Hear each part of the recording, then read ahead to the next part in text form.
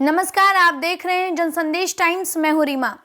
आखिर किस तरह का गुनाह किया था इन बेजुबानों ने जिनकी इतनी बेरहमी से हत्या कर दी गई? क्या इन बेजुबानों का कोई भी सहारा नहीं है?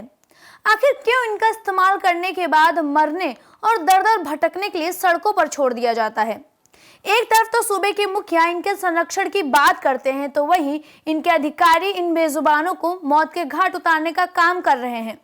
ये मामला कहीं और का नहीं बल्कि उत्तर प्रदेश के बांदा जनपद का है, जहां जिले के कुछ गणमान्यों के द्वारा एक ऐसे भयावह काम किया गया जिसको सुनकर वो देखकर बड़े बड़े हत्यारे की भी रूह कांप जाए। हम आपको कुछ ऐसी तस्वीरें दिखाने वाले हैं जिन्हें देखकर आप भी सोचने पर मजबूर हो जाएंगे कि आखिर इन बेजुबानों जानवरों का क्या कसूर था जो इन्हें जिंदा जमीन में दफन कर दिया गया।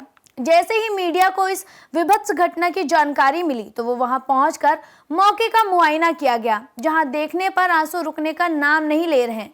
तमाम ऐसी गायें थी जो जमीन में जिंदा गड़ी थी, बावजूद इसके कि वो अपनी मौत और जिंदगी से लड़ रही थी।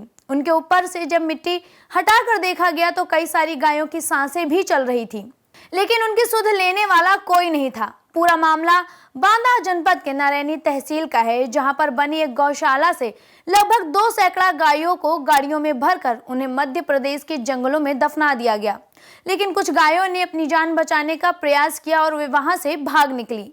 जब मीडिया के लोग रास्ते से गुजर रहे थे तो वो गायें सड़क पर डरी सहमी बैठी थी।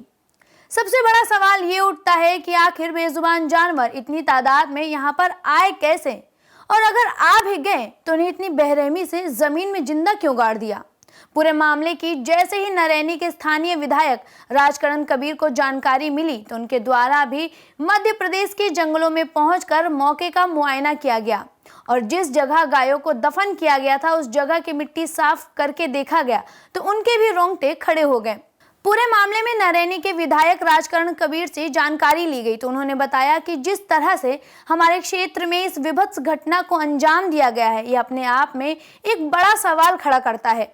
कहीं ना कहीं इस घटना के पीछे हमारी सरकार को बदनाम करने का प्रयास किया जा रहा है। जिस तरह से हमारी सरकार ने गौरक्षा को लेकर तमाम तरीके के बजट पास किए हैं और उनके रख रखाव की व्यवस्थाएं भी की हैं, लेकिन कहीं ना कहीं जिस तरह से कुकृत्य किया गया है वह अपने आप में कई बड़े सवाल खड़े करता है।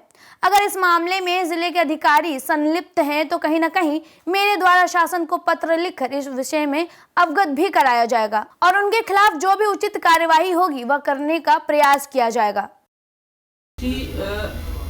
जो गायों के स्थानांतरण की बात की जा रही थी जनपद के आरटीओ विभाग के द्वारा की गई थी, उसको लेकर के क्या कहना चाहेंगे? देखिए, ये तो बता तो रहा हूँ, ये कोई प्रमाणित बात नहीं है। कौन क्या कह रहा है, बहुत सारे लोग बहुत सारी बातें करेंगे, लेकिन अगर ऐसा कुछ हुआ है, कोई अगर प्रशासन के लोगों ने ऐसा काम कृत्य किया होगा तो निश्चित रूप से उनके खिलाफ कार्रवाई कराई जाएगी और इसके लिए मैं पत्र भी लिखूंगा। लगातार आपके प्रशासन के अधिकारियों द्वारा कहा जा रहा है कि हमने जो बजट गायों के संरक्षण के लिए कहा गया था प्रदेश सरकार वो उपलब्ध नहीं करा पा रही है, उसके लिए क्या कहेंगे? नहीं, ऐसा नहीं है। बराबर गायों के लिए हमारी सरकार समय समय पर बजट देती है और इसका हम लोग अभी तक मेरी जानकारी में पूरे प्रदेश में बाकायदा इनका निरीक्षण भी गौशालाओं का जनप्रतिनिधियों के द्वारा, हम लोगों के द्वारा किया जा रहा है।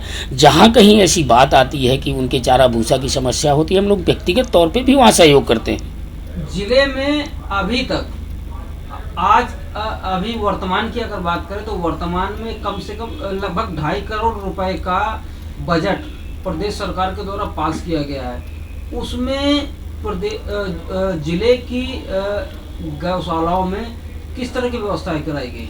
देखिए, जो भी बजट आया होगा तो निश्चित रूप से उसमें जो वहाँ व्यवस्था है, वहाँ की मैनेजमेंट है, उसने उस चारा भूसा में खर्च किया होगा, वहाँ जो व्यक्ति उनकी देख रेख करता होगा उसमें खर्च किया होगा। लेकिन अभी तक यह वास्तव में घटना अगर ऐसा कुछ है तो गंभीर है, लेकिन हम लोगों ने अब तक देखा है कि जब से हमारी सरकार बनी लगातार गौ संरक्षण में बहुत काम हुआ है। बहुत सारी गौशालाएं हम लोगों ने निर्मित करी हैं और सुरक्षित ढंग से गायों को वहाँ रखा भी गया।